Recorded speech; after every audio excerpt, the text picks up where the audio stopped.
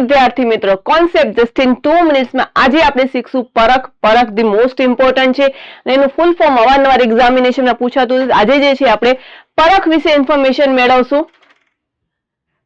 પરખ full form શું છે? તો performance assessment review and analysis of knowledge four holistic development. Okay, ક્યારે establish કરવામાં આવ્યું?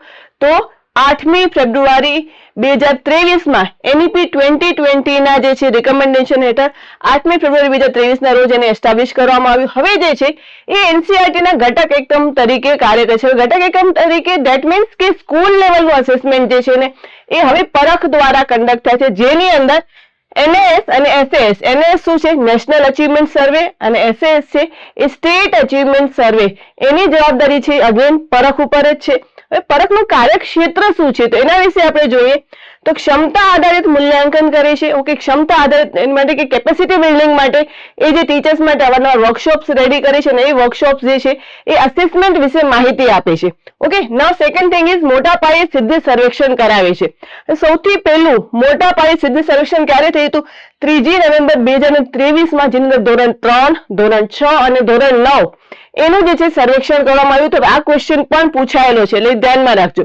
ના એના સિવાય ત્રીજું જે ઘટક જોઈએ તો ત્રીજું કાર્યક્ષેત્ર શું છે? શાળા બોર્ડમાં સમાનતા લાવી. અલગ અલગ જે બોર્ડ છે આપણા શિક્ષણમાં એ બધા જ બોર્ડમાં જે એ સમાનતા હોવી જોઈએ અસેસમેન્ટ ક્ષેત્રે. અને ચોથું જે છે 4 તબક્કા. ઓકે, NEP 2020 માં શિક્ષણમાં આપણે કેટલા 4 તબક્કા કયા છે? ફાઉન્ડેશનલ, ધેન પ્રિપરેટરી, પછી મિડલ અને સેકન્ડરી સ્ટેજ. તો એ ચારેય તબક્કામાં હોલિસ્ટિક પ્રોગ્રેસ કાર્ડ લઈ આવવાની એમણે વાત કરેલી છે. ઓકે, એટલે કે 360 ડિગ્રીનું મૂલ્યાંકન જે છે બાળકનું થવું જોઈએ. હવે ફટાફટ મને કમેન્ટમાં કહો કે પરખનું ફૂલ ફોર્મ કયું છે, એની ડેટ ઓફ એસ્ટાબ્લિશમેન્ટ ઓકે એ કઈ છે? ફટાફટ મને કમેન્ટમાં જણાવો. નેક્સ્ટ કયો ટોપિક શીખવો છે મને કમેન્ટમાં કહેજો. Thank you so much.